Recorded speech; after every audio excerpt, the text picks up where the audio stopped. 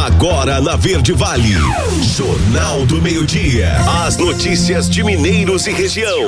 Jornal do Meio-Dia, Verde Vale. 12:15, olá, ótima tarde para você. Estamos começando pela Verde Vale FM, uma emissora do Sistema Verde Vale de Comunicação. Mais uma edição do Jornal do Meio-Dia. Hoje é sexta-feira, 22 de abril de 2022. Redação e apresentação Wesley Pereira e Daliano Oliveira. Participa dessa edição repórter J. Pereira. Vamos então aos destaques desta sexta-feira aqui no Jornal do Meio-Dia. Presidente Bolsonaro perdoa penas impostas pelo STF ao deputado Daniel Silveira. Ministério pede afastamento de vereadores e servidores da Prefeitura de Valparaíso por corrupção. Conselho aprova uso do FGTS para quitar parcelas atrasadas de imóvel. Comissão no Senado debate dependência do Brasil de fertilizantes importados. Termina nesta segunda-feira o prazo para o contemplado assegurar vaga na sexta etapa do CNH Social. Goiânia vai multar em até R$26 mil imóveis com foco de mosquitos da dengue. Contas de luz, reajuste este ano chegam a 24%, mas fim da taxa extra deve compensar, é o que diz a ANEEL. Os detalhes destas e outras notícias você vai conferir a partir de agora, aqui no Jornal do Meio-Dia. Jornal do Meio-Dia, a notícia como ela é. 12:16, seja você bem-vindo a mais esta edição do Jornal do Meio-Dia. Hoje, sexta-feira, 22 de abril do ano de 2022. O presidente Jair Bolsonaro anunciou ontem que assinou um decreto de graça constitucional ao deputado federal Daniel Silveira, do PTB do Rio de Janeiro. Um decreto que vai ser cumprido, foi o que disse o presidente em uma transmissão ao vivo nas suas redes sociais. Na prática, o decreto de indulto perdoa os crimes cometidos pelo parlamentar. O ato, segundo o presidente, deve ser publicado, aliás, já foi publicado na edição extra do Diário Oficial da União. É uma notícia de extrema importância para a nossa democracia e a nossa liberdade. É um documento que comecei a trabalhar desde ontem, quando foi anunciada a prisão de 8 anos e 9 meses ao deputado federal Daniel Silveira, é o que afirmou Bolsonaro. Procurado, o Supremo Tribunal Federal diz que não vai se manifestar sobre a decisão do presidente. A partir do dia 2 de maio, o mutuário do Sistema Financeiro de Habitação poderá usar o saldo do FGTS para quitar até 12 prestações em atraso. Aprovado pelo Conselho Curador do FGTS, a medida foi publicada ontem no Diário Oficial da União. A medida vale até 31 de dezembro. Atualmente, o FGTS pode ser usado em até 2 situações: para a casa própria, a compra ou a construção e a amortização de parcelas de financiamentos imobiliários. Apesar do uso do fundo para reduzir o valor da prestação, o emprego de recursos do FGTS para quitar parcelas em atraso é uma novidade. Tradicionalmente, Daliano, o trabalhador com financiamento imobiliário pode usar o saldo nas contas do FGTS em seu nome para quitar total ou amortizar, ou seja, reduzir o valor principal da dívida da casa própria. Se o trabalhador tiver nas contas do FGTS uma quantia correspondente a 12 meses de parcelas, poderá usar esses recursos para reduzir em até 80% o valor das prestações por 12 meses seguidos. Nessa situação, o FGTS também pode ser usado para diminuir o número de prestações e o tempo total do financiamento, ou para abater uma parte da parcela mensal, reduzindo o valor de prestações seguintes. E o Ministério Público Goiano ofereceu denúncia e pediu o afastamento do vereador Paulo Brito, além de 5 servidores da Prefeitura de Valparaíso de Goiás, no entorno do Distrito Federal. O órgão constatou solicitações irregulares e vantagens indevidas por fiscais e servidores municipais. Segundo apurado pelo Ministério Público, os denunciados Paulo Brito e Bruna Mouzinho Martins abordavam contribuintes com débitos tributários ou outros débitos fiscais e prometiam um desconto para o pagamento direto da dívida em troca de propina. Após o pagamento efetuado pelo contribuinte, os demais denunciados entravam no sistema do órgão com um perfil, ou seja, login e senhas pessoais, e davam baixa indevida no débito tributário ou na multa. Os valores, claro, não eram destinados aos cofres públicos. O Ministério Público aponta que o vínculo entre os denunciados foi comprovado por meio de conversas frequentes mantidas entre eles pelo aplicativo WhatsApp, mesmo as conversas antigas tendo sido apagadas por mensagens de texto e também áudio e ligações. Jornal do Meio-Dia. 12:19. Governo do Estado facilita o pagamento do IPVA parcelando o imposto em até 10 vezes. Vamos conferir os detalhes desta matéria direto de Goiânia com Osana Alves. A Secretaria da Economia de Goiás publicou a instrução normativa que parcela o imposto sobre a propriedade de veículos automotores, o IPVA, passando de 3 para 10 parcelas. Como a lei foi aprovada em março, excepcionalmente, neste ano, o parcelamento será feito em até 8 vezes. Até mesmo os contribuintes de placas finais 1, 2, 3 e 4 e que já pagaram a primeira parcela poderão dividir o restante. O novo calendário está previsto para vigorar em maio e se estenderá até dezembro. De uma frota tributável de 1,5 milhão de veículos, apenas 133 mil proprietários de veículos já pagaram o IPVA pelo calendário antigo. Vale lembrar que o governo de Goiás mantém o desconto de 5% a 10% no pagamento do imposto para os cidadãos que participam do programa Nota Fiscal Goiana. Este ano, 441.991 proprietários de veículos terão desconto no IPVA. De Goiânia, Osana Alves. Falando de esporte, Atlético Goianiense e Cuiabá empataram por 1-1 na noite de ontem, em jogo de ida da terceira fase da Copa do Brasil. Os gols da partida saíram no segundo tempo, ambos em cobranças de escanteio. Edson de cabeça abriu o placar para o Dragão, mas Elton deixou tudo igual no estádio Antônio Ascioli, em Goiânia, aproveitar bola que ficou viva na área rubro-negra. Atlético e Cuiabá voltam a se enfrentar no dia 11 de maio, às 22 horas na Arena Pantanal. Quem vencer fica com a vaga nas oitavas de final. Qualquer empate leva a disputa para os pênaltis. Pelo Campeonato Brasileiro, o time goiano recebe o Botafogo domingo às 18h30, também no Antônio Ascioli.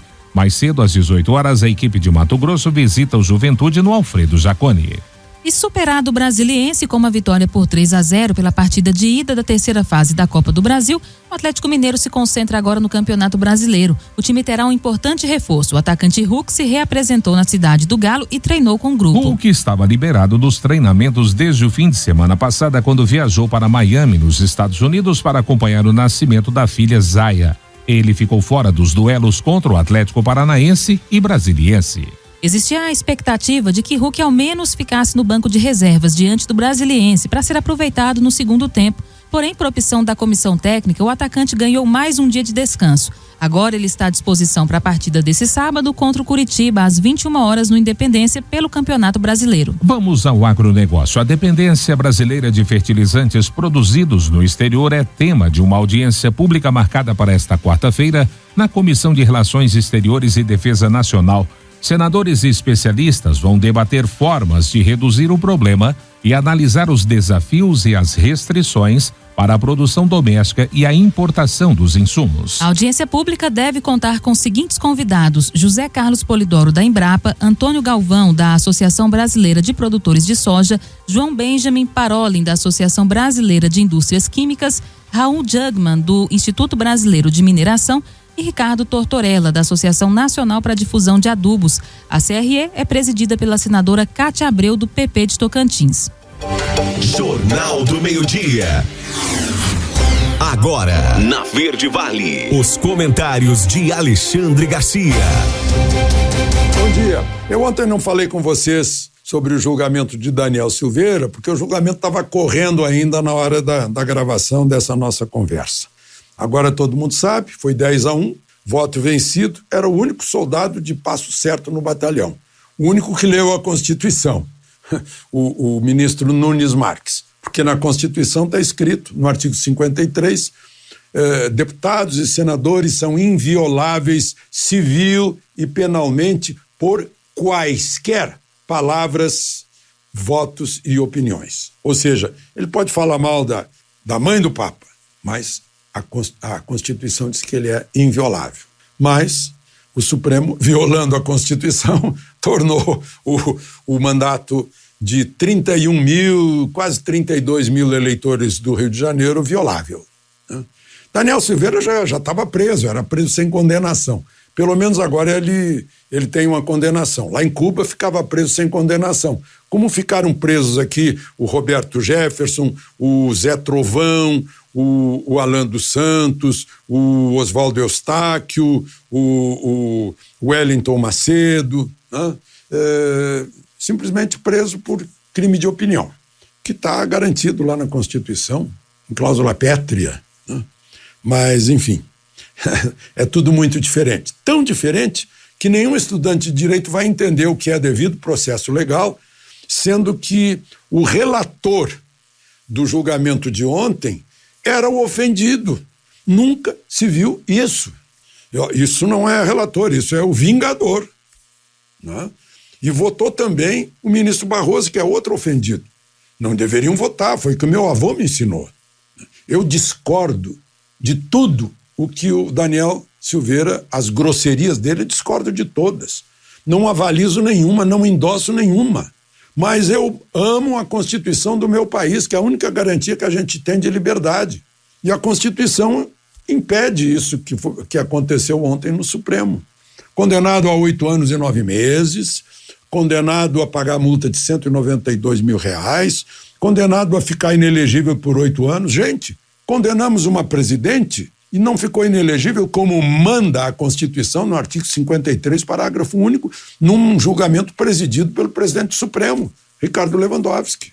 Interessante que o ministro André Mendonça achou que tinha que se justificar nas redes sociais e piorou a situação. Ele disse que votou como cristão, que não podia permitir que alguém estimulasse a violência. Mas ele não tem que votar como cristão, ele tem que votar como guardião da Constituição.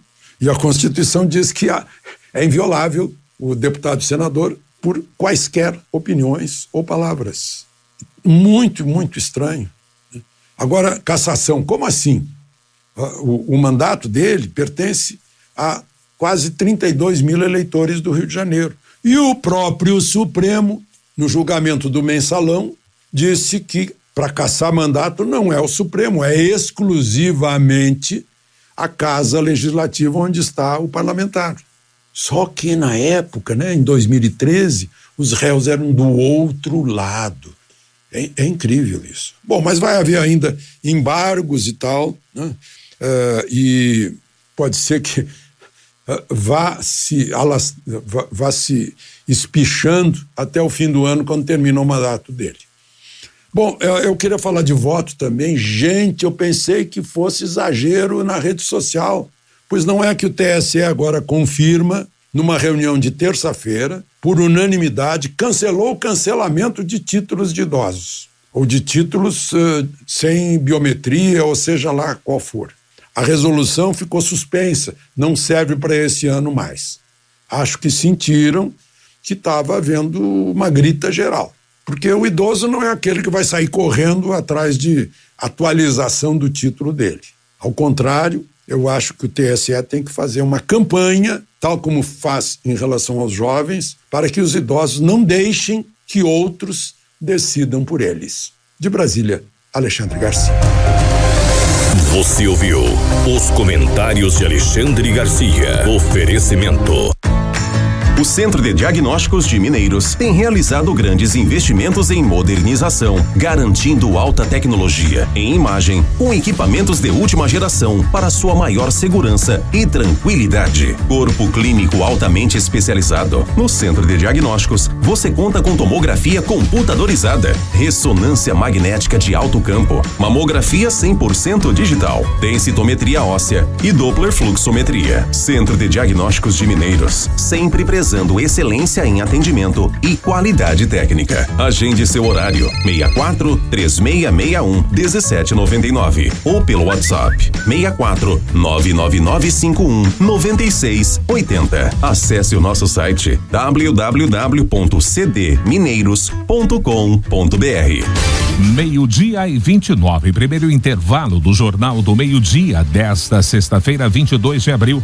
Já já vamos destacar para você no próximo bloco, que termina segunda-feira, o prazo para o contemplado assegurar vaga na 6ª etapa do CNH Social. Oposição recorre ao STF e pede que perdão de Bolsonaro a Daniel Silveira seja suspenso. Levantamento da Datagro confirma 12º aumento consecutivo da área de grãos aqui no Brasil. Os detalhes destas e outras notícias você vai saber em detalhes já, logo após o intervalo comercial. Jornal do Meio-Dia. 12:33, já estamos de volta com o Jornal do Meio-Dia dessa sexta. E a Rede Sustentabilidade e o senador Renan Calheiros ingressaram nesta sexta-feira com ações no Supremo Tribunal Federal, pedindo a suspensão do decreto do presidente Jair Bolsonaro, que concedeu perdão ao deputado bolsonarista Daniel Silveira. Na quarta-feira, o deputado foi condenado pelo Supremo a 8 anos e 9 meses de prisão por estímulo a atos antidemocráticos e ataques a ministros do tribunal e instituições como o próprio STF. Ele também foi condenado à perda de mandato, à suspensão dos direitos políticos e ao pagamento de uma multa de R$212 mil.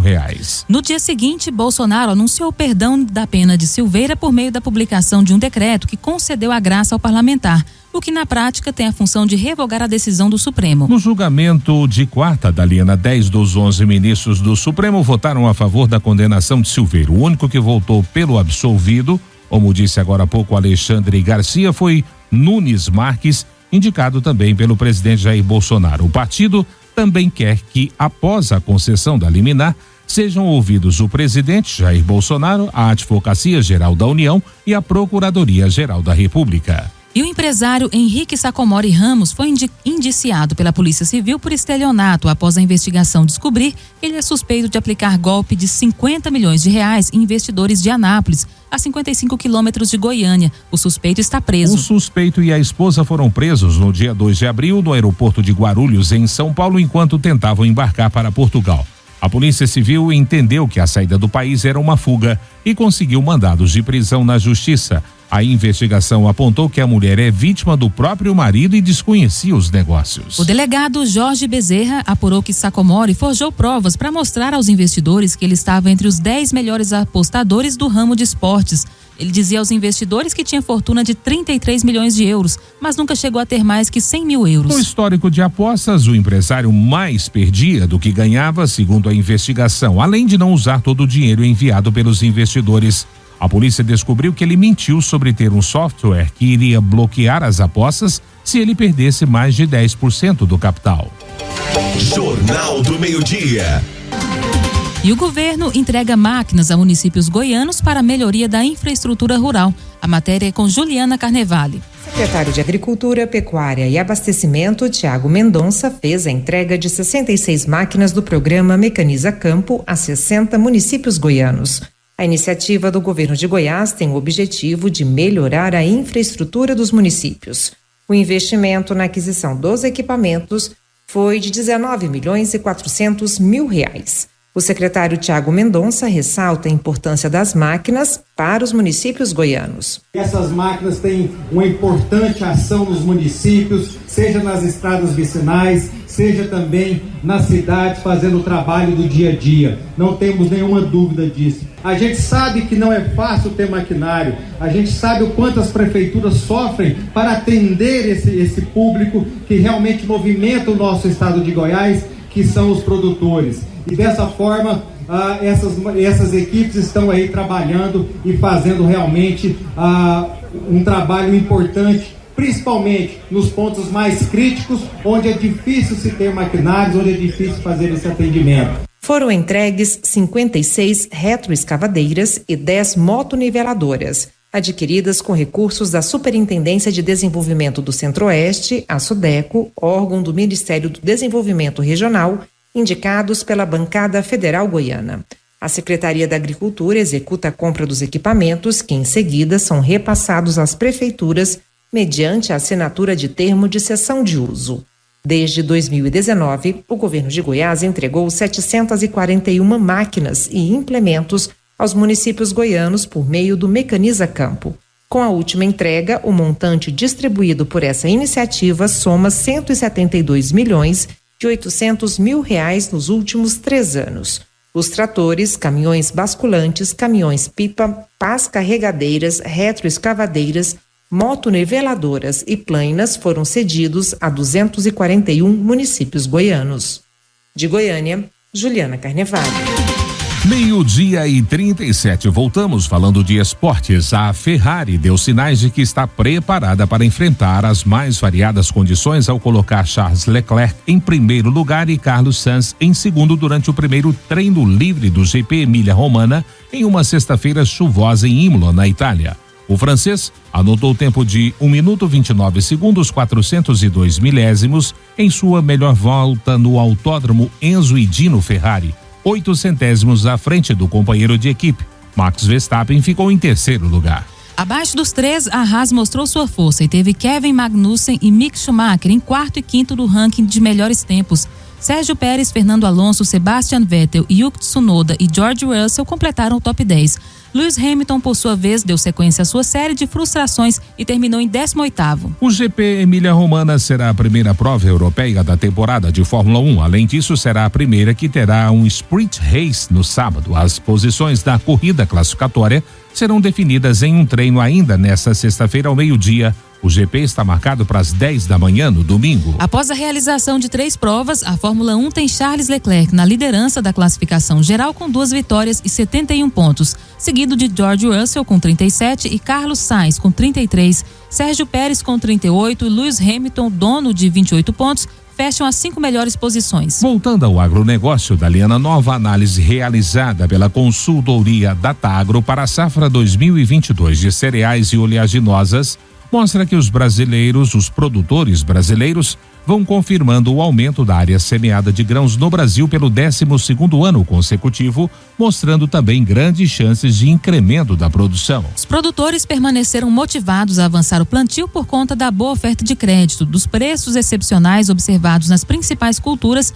e sentimento de mercado seguindo favorável para 2022, mais ou menos em linha com o movimento observado em 2020 e 2021. É o que ressaltou Flávio Roberto de França Júnior, coordenador de grãos da Datagro. Estima-se uma área de 74,6 milhões de hectares, um aumento de 5,4% sobre 2021 e acima de 72,4 milhões de hectares, que era a projeção inicial.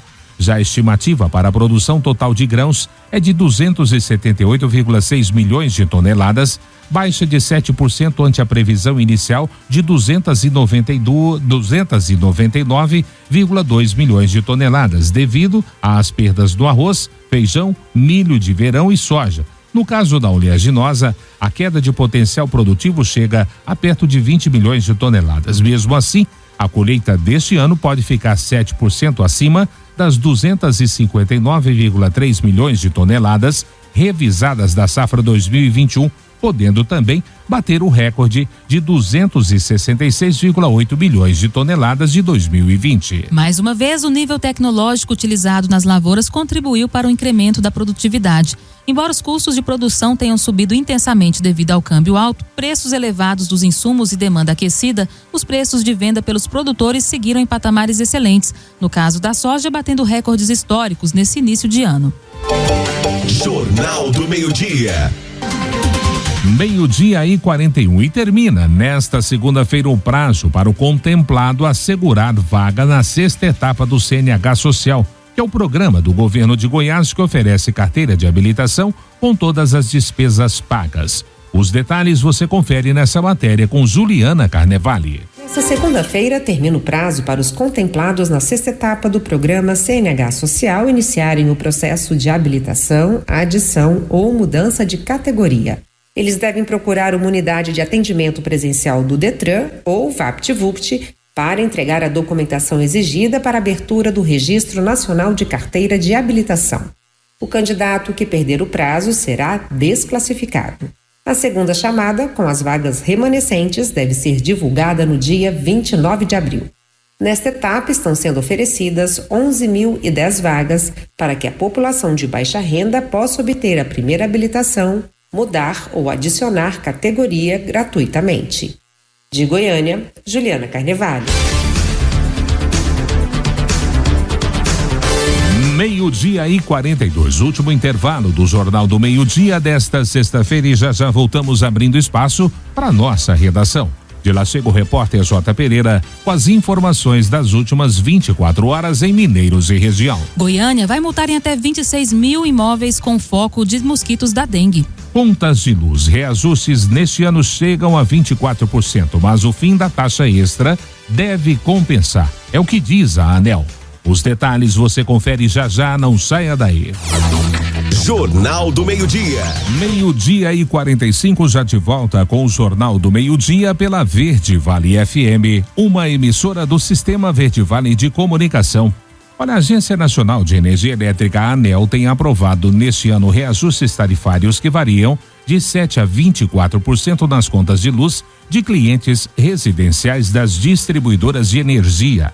Grande parte dos reajustes tem ficado acima dos registrados no ano passado, quando a conta de luz do consumidor residencial subiu em média 8,25%, segundo dados da própria ANEEL. Os reajustes desse ano refletem, entre outros motivos, a alta da inflação. Os contratos de compra e distribuição de energia são reajustados pela inflação medida pelo Índice Nacional de Preços ao Consumidor Amplo e pelo Índice Geral de Preços Mercado. Nos dois casos, os índices acumulados em 12 meses estão acima de 10%. A correção dos encargos setoriais que incidem sobre a conta de luz também contribuiu para a alta de 2 dígitos. Reajustes de dezenas de outras distribuidoras ainda serão aprovados pela ANEEL ao longo deste ano. Além dos reajustes já definidos, a agência aprovou uma redução nas tarifas de 7 pequenas distribuidoras de energia. Essas 7 distribuidoras recebem subvenção econômica. As reduções variam de 3,8% a 26,69%. E aqui em Goiás, medidas mais severas começam a ser aplicadas em Goiânia para conter a proliferação da dengue na capital. Em vistoria que será iniciada a partir da próxima semana, donos de imóveis e lotes com entulhos, lixos e propícios à criação do mosquito poderão ser multados em valores que variam de R$ 2.600 a R$ 26 mil. Segundo a própria Prefeitura de Goiânia, a vistoria será iniciada pela região sudoeste de Goiânia, local onde se concentra a maior parte dos casos de dengue. No entanto, a fiscalização deve ocorrer em toda a capital. A decisão de multar locais com acúmulo de lixo foi tomada em conjunto com o Ministério Público Goiano após a Prefeitura da capital decretar situação de emergência devido ao alto índice de casos de dengue na cidade. De acordo com a Secretaria Municipal de Saúde, o aumento de casos notificados de dengue em relação ao mesmo período do ano passado é de 1.562%. Durante a fiscalização, lotes que possuírem entulho e lixo serão limpados pela Companhia de Urbanização. A conta do serviço será cobrada no próximo boleto do Imposto Territorial Urbano. Voltando ao esporte, a Confederação Brasileira de Futebol definiu as equipes de arbitragem para as 4 divisões do Campeonato Brasileiro com diversos jogos neste final de semana. Serão 6 clubes goianos que vão entrar em campo, além de Goiás, que disputa a sua partida na próxima segunda-feira. Atlético Goianiense na Série A, Vila Nova na Série B, Aparecidense na Série C, além de Anápolis e Grêmio Anápolis e Iporá na Série D. Pela Série A, o Atlético Goianiense volta aos gramados após ser derrotado pelo Bragantino no último fim de semana.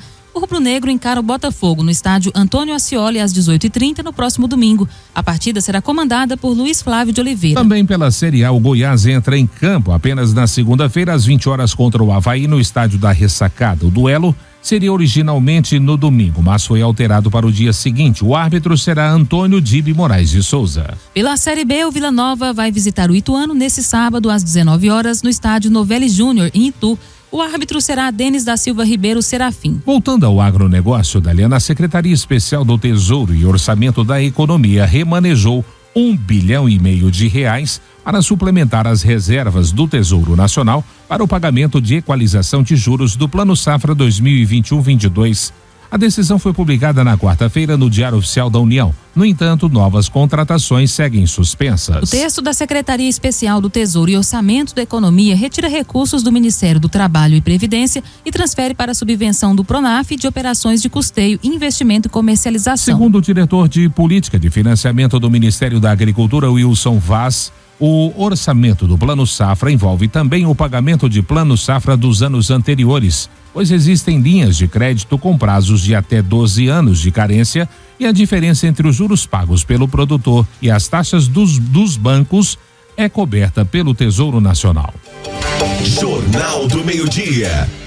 12:49 e agora direto da redação chega o repórter J. Pereira com as informações das últimas 24 horas em Mineiros e região. Sexta-feira pós-feriado e a gente chega trazendo informações dessas últimas 24 horas aqui em nossa cidade. A Polícia Militar recebeu a informação de um possível tráfico de drogas lá na Rua Carvalho, no setor Taninho, e também disparo de arma de fogo. Policiais da Companhia de Policiamento Especializado CPE foram até o local para averiguar. Encontraram em uma das ruas por lá um velho conhecido da polícia que, ao perceber a barca preta chegando, tentou dispensar algo em um matagal próximo. A polícia fez então a abordagem, constatou que ele estava com a porção de drogas.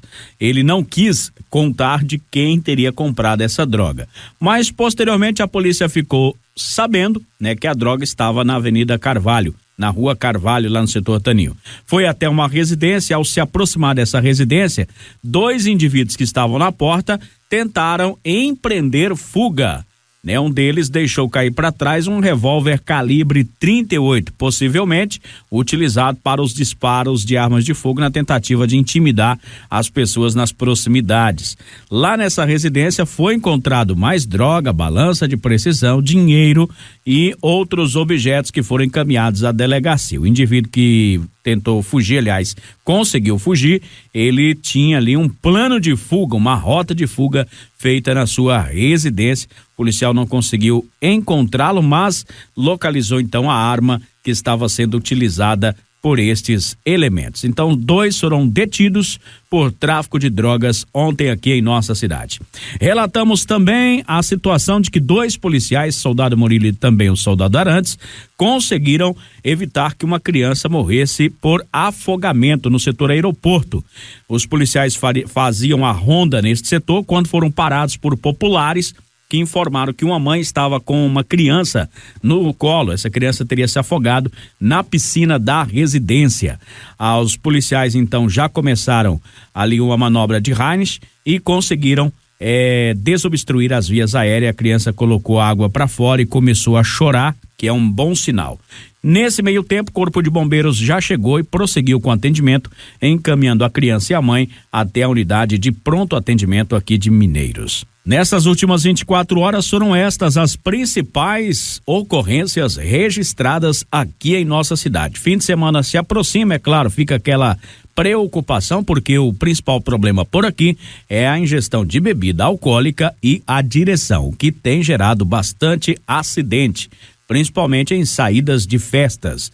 No final do semana passado, um cidadão acabou colidindo com um poste na Avenida Coqueiros e teve ferimentos gravíssimos, teve que ser encaminhado aí para outra cidade para tratamento mais adequado. Então fica o alerta: se beber, não dirija, e é claro, evite sempre os excessos, para que segunda-feira a gente não venha aqui dar más notícias da sua pessoa. Eram estas as informações de hoje, da redação J. Pereira. O Jornal do Meio-Dia estará de volta amanhã.